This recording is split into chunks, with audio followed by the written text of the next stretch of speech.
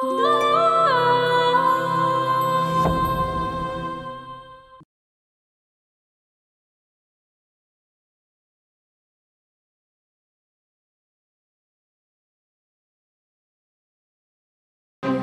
খাওয়াই তো বুড়ির নেশা, 3 পুরুষের রক্ত বুড়ির জিভে। তুমি আমার জীবনে আওনের আগে মৃত্যু ছাড়া যার কোনো কিছুর জন্য অপেক্ষা করা লাগে, এটাই তো আমি জানতাম না। আমার পোলা আমার চোখে ধুলা দেয়। পাগলির পোলার ঝিনুকের বিষয়টা নিয়ে আমার লগে নানান লুকাচুরি। তোমার এই গ্রামে যে লেগে আনছে বুড়ি, তুমি ঠিক তার উল্টাটা করতেছো। তার মানে তুমি জানো আমাকে গ্রামে কেন আনা হয়েছে? ওই ডাইনি বুড়ি, ওই ওই বাইরো বাইরো কইতাছি, ডাইনি বুড়ি আমার পুতুল সোনারে দে, আমার বউরে দে। ওই ডাইনি বুড়ি, ওই ওই ওই ডাইনি, এদিকে এদিকে, শয়তানটা এদিকে। হ্যাঁ শয়তান, শয়তান আমার পুতুল সোনারে দে। আবার আইছিস এই বাড়িতে? আবার আমার বাড়িতে এসব তুই? আমার পুতুল সোনারে দে ডাইনি বুড়ি, এই বউরে দে, বউরে দে, বউরে দে। তোরে আজকে ফোন দে, তুই এই বাড়িতে আবার কেন আইছ? আবার কেন আইছ তুই এই বাড়ি? কি আমার মানুষ ডাইনি বুড়ি, আমি তোরে মারবো। নাদিয়া, নাদিয়া, এই নাদিয়া, আমারে মারবি, আমারে মারবি, আমারে মারবি। কথা কইতেছ কেন? যা যা, দাওড়া লই আয়। আজকে আমি আর কমায় মাইরা বানাবো। নানু তুমি শান্ত হও নানুমণি। স্যার কি আর শান্ত হবো আমি? ওরে আমি আজকে কমাবো, ওরে আমি আজকে কমায় মাইরা বানাবো। দিনক তাড়াতাড়ি তুমি ওনারে লইয়া এখান থেকে যাও, না হইলে আজ সত্যি সত্যি রক্তারক্তি হইয়া যাইব। আপনি আমার সাথে চলেন, আমি খুঁজে দিব।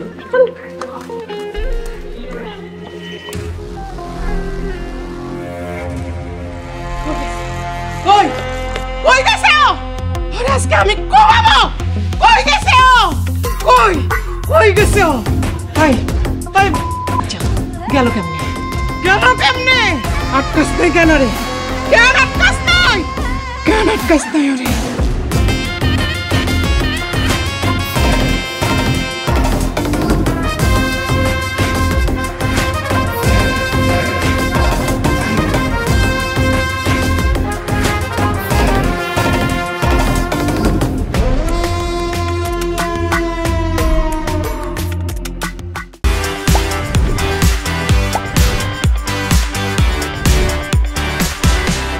এটা কোনো মানুষের কাম করছো মিয়া? দুনিয়াতে এমন মানুষও আছে যারা একটা সন্তানের লাগে জীবন দিয়া ফেলায়। আর তুমি যার কাছে সন্তান বেচতে চাইছো, সেও অনেক টাকা খরচ করে পাগলের মতো তোমার কাছ থেকে সন্তান কিনতে চাইছে। আর তুমি মিয়া গর্বের সন্তান বিক্রি করে দিতে চাইছো। তুমি তো আমার শয়তান হার মানাইছো। আপনারা আমারে যে শাস্তি দিবেন ওইটাই আমি মাথা পেতালাম। তোমারে শাস্তি দিব আল্লাহ। আল্লাহর কাছে লাখ লাখ শুকরিয়া যে আমার মাইয়াটা তোমার কাছ থেকে সুস্থভাবে ফিরে আইছে। তুমি আল্লাহর রাস্তায় এই গ্রাম ছাড়িয়ে যাও। তোমার মতো জানোয়ারের কাছে আমি আমার মাইয়া দিব না। মা, আমি আপনাকে পায়ে ধরি, আপনারা আমার সন্তান থেকে আমারে বঞ্চিত করেন না। উত্তর বৎস, ওই তুই আমার ফুলের মতো বোনের লগে কি করছিস এগুলা? হ্যাঁ কথা করতে কে? তোর মতো জানোয়ার যে বাচ্চা পেটে থাকা অবস্থায় বাচ্চা দেয়, এটার কোনো মাপ আছে? তোরে তো আমি জায়গায় খাওয়া দিব এখন। ভাই ভাই ভাই, তুই ওরে ছাড়া দে, তুই ওরে মাফ করে দে। ওরে তুই আজকে মায়েরা ফেলাইলে আমি বিধবা হয়ে যাব। তার আগে আমার যে সন্তান পৃথিবীতে এখনো আহে নাই, ও আহনের আগেই এতিম হয়ে যাইব। তুই ওরে মাফ করে দে ভাই। দেখ শালার পুত, আমার বোন কেমন আজকা এর লেগা তুই জানে বাইসা গেছস, তোরে আমি আজকা। এরপরে যদি আপনারা আমার মেরেও ফেলান, তাও আমার আর কোনো আফসোস নাই। আমার একটাবার সুযোগ দেন, দরকার হইলে আমি আমার শরীরের রক্ত বেচে আমি আমার সন্তান আর বউরে দেখুন। আব্বা, এখন আপনি আমার সংসারের সব, আপনি যা করবেন তাই বিচার। জামাই যদি সত্যি সত্যি নিজের ভুল বুঝতে পারে তাইলে তো ভালা। শোনো জামাই, তুমি আমার মায়ের এনিয়া এই গ্রামে থাকতেইব। মায়া আমার সুখে দুঃখে চোখের সামনে থাকবো। তুমি যদি রাজি থাকো তাইলে কো, আমি তোমার শেষবারের মতো একটা সুযোগ দিব। আমি রাজি আব্বা, আপনারা আমারে যে কাজ করতে কইবেন আমি চোখ বন্ধ করে ওই কাজই করুন। আমি শুধু আমি আমার সন্তান আর বউয়ের লাগে থাকতে চাই। তুমি কি কও তোহরা? তোমার কথার উপরে আমার কোনো কথা নাই। এই মেয়ে, একটা কথা কান খুইলা হইনা রায়, এরপরে যদি আমার বোনের চোখে আমি এক ফোঁটাও পানি দেখি, আপনার গায়ে এক ফোঁটা রক্ত থাকবে না। বুঝাইতে পারছি?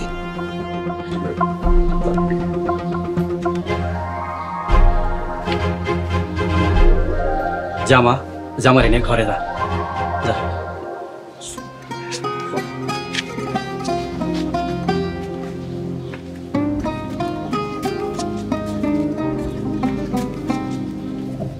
কি গো, তুমি আবার কাঁদতেছো কে? তুমি আমার জীবনে আল্লাহর রহমত হয়ে আইছো। সবই আল্লাহর ইচ্ছা। চলো সরে চলো।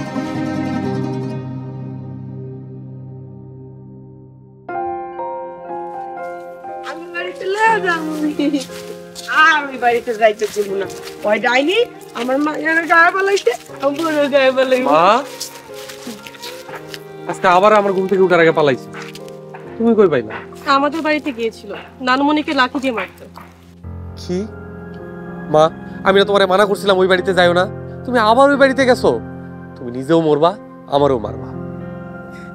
আমার পুতুল সোনারে আমার বউরে আনতে গেছিলাম, ওই ডাইনিটা আমার বউরে আটকায় রাখছে।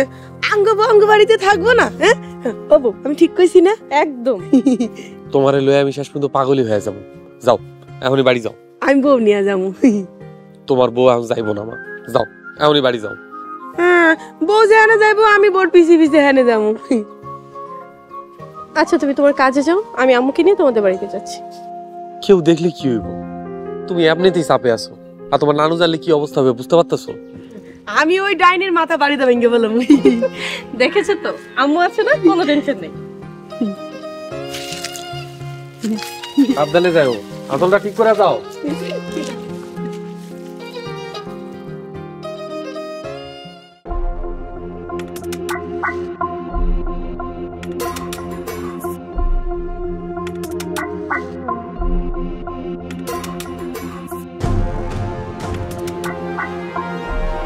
বহুদিন পর চেয়ারম্যান বাড়িতে পুলিশের আগমন, ঘটনা কি?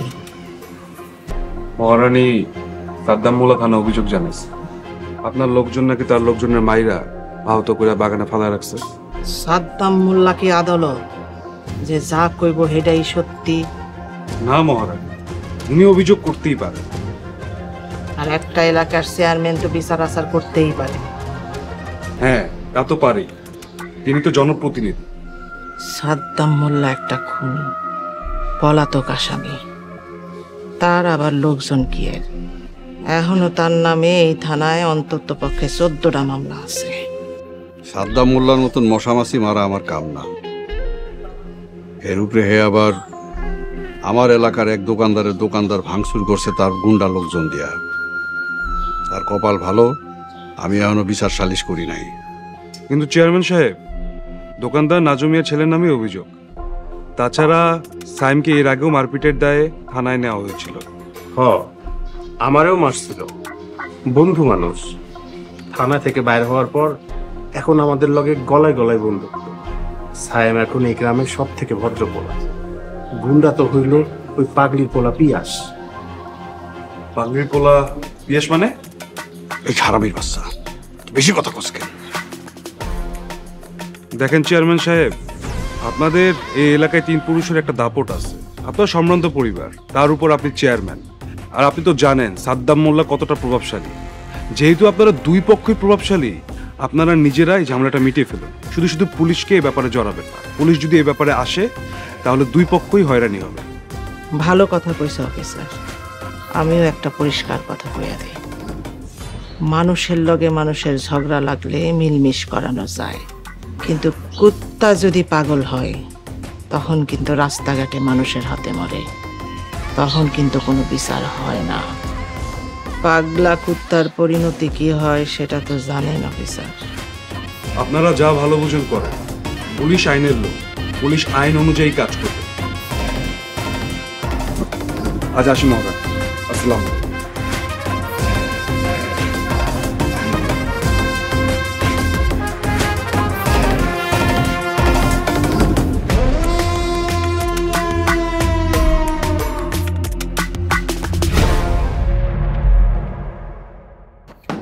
মা, ও মা, আরে দরজাটা খুলো, আল্লাহর ওয়াস্তে কেলেঙ্কারি হয়ে দেবো। একদমই না আম্মু, দরজা এখন কোনো মতেই খোলা যাবে না। খুলুম না বউ না কইলে দরজা খুলুম না।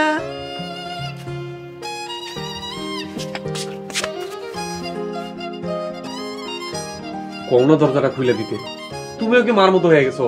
কেন দরজা খোলা নিয়ে তোমার এত তাড়াহুড়া কিসের? কেন বুঝতেছো না? কেউ এই সময় বাড়িতে ঢুকলে কেলেঙ্কারি হয়ে যাইবো। কি কেলেঙ্কারি হবে? লোকজনকে আমাদের ধরে বিয়ে দিয়ে দিবে? না দিব না। সত্যি?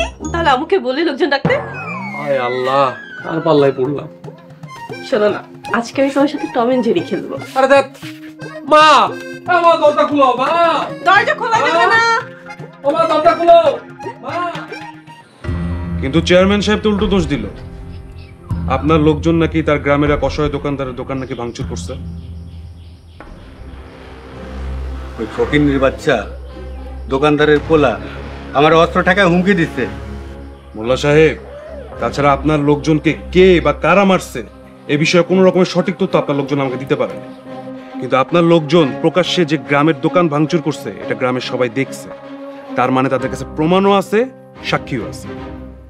পলিটিক্স অফিসার, ওই চেয়ারম্যান আর চেয়ারম্যানের বুড়া মায় মিলা পলিটিক্স করতেছে। সেটা তো আপনি আমার থেকে ভালো জানেন। তাদের এই এলাকায় 3 পুরুষের রাজত্ব। রাজত্ব না, খুন খারাপের আঁকড়া বানাইছে। 3 পুরুষ ধইরা মানুষের রক্ত চুষা খাইতেছে। আর আপনি তাদের এই সামান্য মারামারির দায়ে থানায় আটকাতে চাচ্ছেন? দূর অফিসার, আপনিও না। আরে আমি তো শুধুমাত্র থানায় হাজিরা দিতে আসলাম। মোল্লা সাহেব, তাদের ওই থানায় অনেক লোক কেনা আছে। অফিসার, আমি পুরা থানা কিনে নিতে পারি। ওই চেয়ারম্যান জানে না এবার আমি কি শক্তি নিয়ে নামছি। তার মানে এইবারের লড়াইটা আরো জমজমাট হবে। খালি জমজমাট না, একদিক দিয়ে বাতাসে টাকা উড়বো আর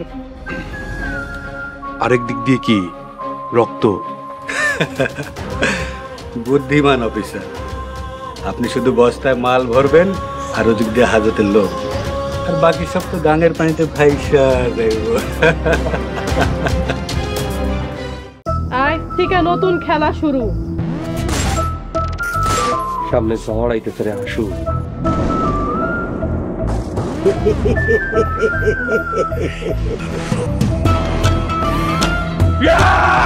একদম জানে মেরে ফেলাম, প্রয়োজনে ভাই চিনবো না। মহিলা মেম্বার শেফালি গুম, তোমরা আমাকে ক্ষমা করিয়া দিও। আমি কোনো সাক্ষী রাখি না। শুকর তুমি বুঝবে যেদিন সেদিন আর আমি থাকবো না। থাকতে ভালোবাসা বুঝলে না। শান্ত টার্গেট শুক্র, এই আনন্দপুর তোমার ফকির নিন না। এমনি খারাই থাকলে মেম্বারগিরি তো সুইটা যাইবো। চাইলে ওরা আজকে খাইয়া দিতে পারেন। সম্পর্কের যন্ত্রণার গভীরতা তুমি বুঝো।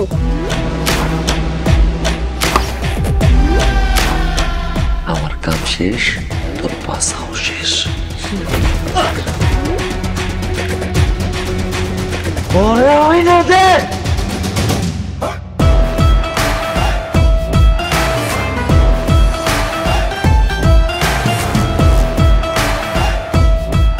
আমি আনন্দপুরের সব ক্ষমতা তোমার উপহার দিই।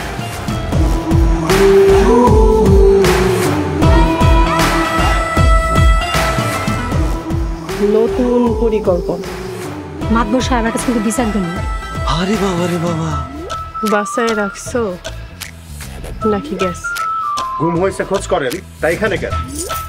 কাপুরুষ, আমার সব ক্ষমতা তো যারে পামু তারই কামড়ামু। আমি কেন অপরাধী পুইরা প্রেম আগুনে। একদিন তো মরে যাইতেই হইব, কেউ আগে কেউ পরে। যেমন তুই আজকা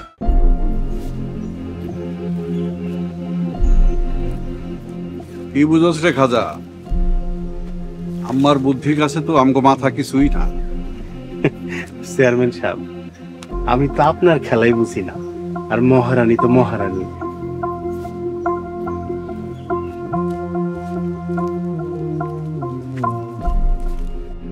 কিরে নাজু, এরকম হন্তদন্ত হয়ে কই যাইতেছ?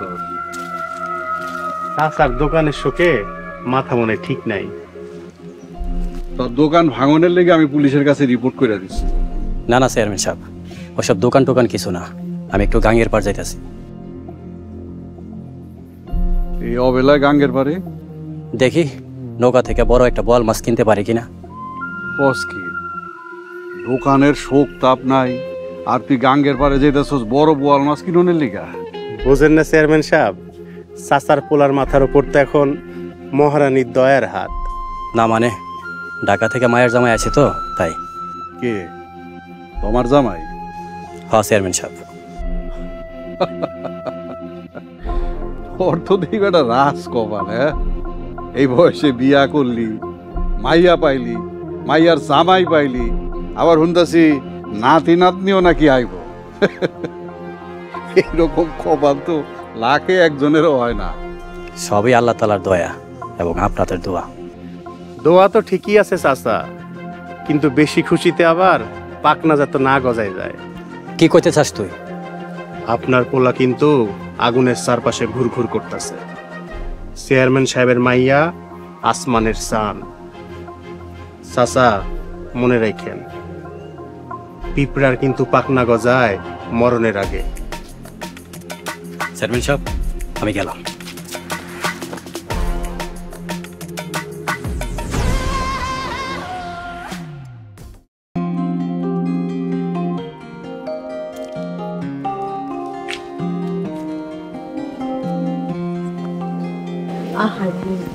এমন শুধু কেউ হাত ছাড়ার পরে মানে কি? এই যে একই ঘরে বন্ধি প্রেমিক প্রেমিকা, তো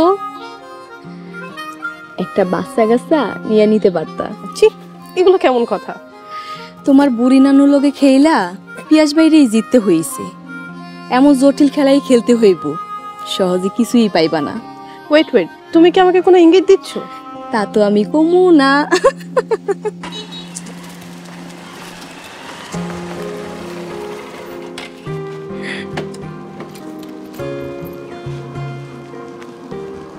এই যে শয়তান, সারাদিন চোখের দেখা দেখলাম না। একটু প্যারায় আছি সোনা, রাইতে কমুনে। কি সাইম ভাই, রাতে কি প্যারাসিটামল খাওয়াতে হবে নাকি? রাতে তোমার নানুর কাছে যায় না? আরে না না, আজ তোমার কাছে আইসো, একটা উষ্টা মাইরা দিব। আরে ভাই, ইজ্জত থাকতে পলাই। এই গেলাম। দাও দাও। এমন একটা লাজুক ছেলের কপালে শেষমেশ কিনা জুটো তোমার মতো একটা জিলাপি। মানে? যেমন রসের চেয়ে প্যাচ বেশি। বাহ, ভালোই তো কইছো। চলো।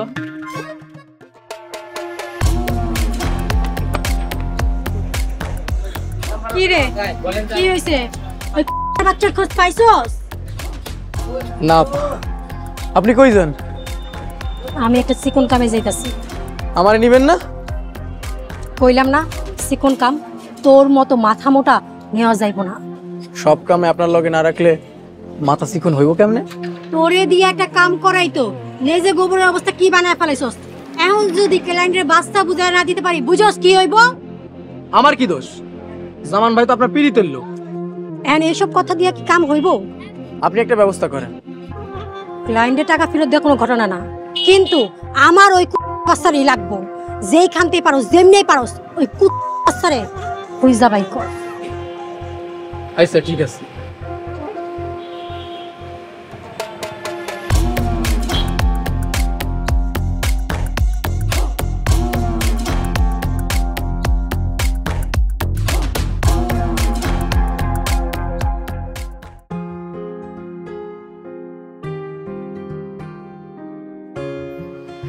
কতবার কইছি এই রাইতের বেলা আমার লগে দেখা করতে আইবা না। তোমার যদি রাইতের বেলা আইতে মন চায়, বুড়ির কাছে আইবা। যদি কেউ দেখা ফেলায় ডাইরেক্ট জবাই করে দিই। এলে চলো ঘরে যাই। ঘরে যাই মানে? কার ঘরে যাই? তোমার ঘরে আর কার? আমার ঘরে তুমি যাইবা কেন? তোমার লগে আজ রাতটা থাকনি। ওরে আল্লাহ, চেয়ারম্যানের একমাত্র রাজকন্যা কি এত সস্তা হয়ে গেছে? দূর কি এর মধ্যে কি খবর, আমি তো সরল মনে কইছি। আমার লগে রাত কাটাইতে চাওয়া এটা তোমার সরল মন? দেখো আজকে বাড়ি ঘরে জায়গা নেই, তাই কই হুমু ভাইবা পাইতাছি না। কেন, তোমার বাড়ির জায়গাটা খাইছে কেডা? আবার জামাই আইছে তাই। তাই নাকি? তোমাকে বাপ পোলার খালি ঘর এখন মানুষ দিয়া ভইরা গেছে। হ ঠিকই কইছো, ভালোই লাগে। আমার ঘরে তোমার মতন খাটাসের কোনো জায়গা নাই। যাও, যা জঙ্গলে থাক। তেল আর কি করার, হ্যাঁ নেই ঘুমাই যাই। আমার ঘরে কেন? বুঝছিলাম তো কি হইছে। জঙ্গলে যাও, গিয়ে থাক। না জঙ্গলে গিয়ে থাকুন যে অনেক মশা কামড়াবে। এনে থাকো, আমার বাপ দেহে এরপর তোমার গলাটা কাইটা দেয়।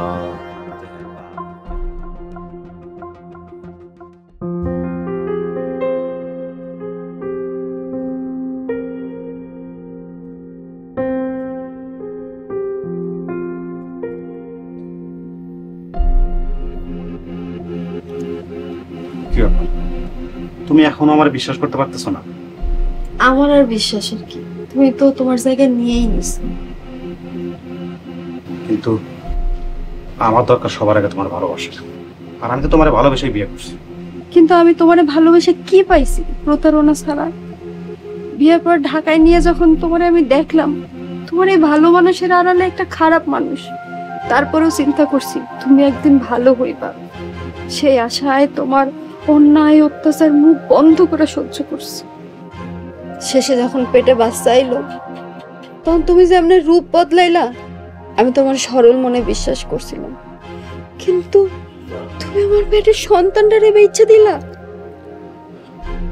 একজন খুনি হাজারটা খুন করার পরে যেমন তার একবারই ফাঁসি হয়, তেমনি আমিও সন্তান বিক্রি করার পর আমার ওরকম ফাঁসি হয়ে গেছে। বিশ্বাস করো তোমা, আমি আমার সন্তানরে বাঁচানোর লেগে অনেক চেষ্টা করছি, কিন্তু ছোটবেলা থেকেই আমি আমার জীবনরে নষ্ট জীবনে জড়াইছি। চাইলেও সেই নষ্ট জীবন থেকে ফেরানো যায় না, তার চেয়ে মরণ অনেক সোজা। বিশ্বাস করো, তুমি শুধু আমাকে সন্তানেরই নতুন জীবন দিতেছ না, সাথে আমারও নতুন জীবন দিছ। পুরনো ওই নষ্ট জীবনের মরণ আমার হয়ে গেছে। এখানে আসার পরে দেখলাম তুমি মা বাবা ভাই নিয়ে নতুন সংসার শুরু করছো, আমার খুব ভালো লাগছে। হ্যাঁ, এর জন্য আল্লাহর এক অশেষ রহমত। এমন বাপ এমন ভাই মানুষ জন্ম থেকেও পায় না, আমি পাইছি। আহজান, আমরা সবকিছু ভুলে যাই, সবাই নিয়ে আমরা আমাদের আবার নতুন জীবন শুরু করি। আমাদের পাপের জীবন, পাপের শহর সবকিছু ফালাই দিয়া আমার নতুন সন্তানরা নিয়ে সবার সাথে হাসি মুখে আমরা আবার দিন কাটাবো।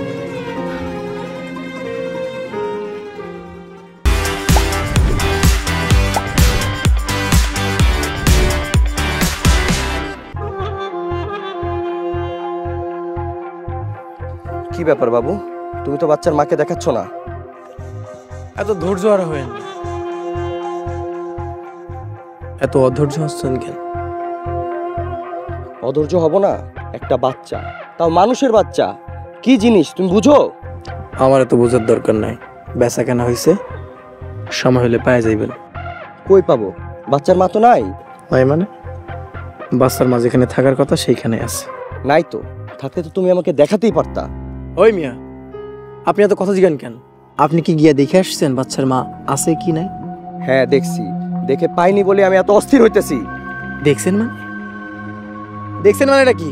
কথার বরখেলাপ করবেন না, করলে কিন্তু খবর আছে, বাচ্চা কিন্তু পাইবেন না।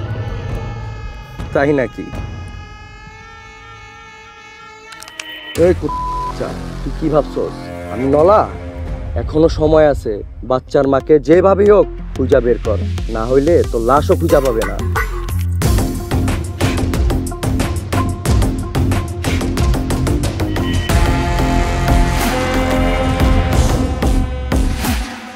এই সব ইতিহাস তোর লাশের লগে মাটি চাপা দিয়া আমি গোরস্থান উদ্বোধন করব।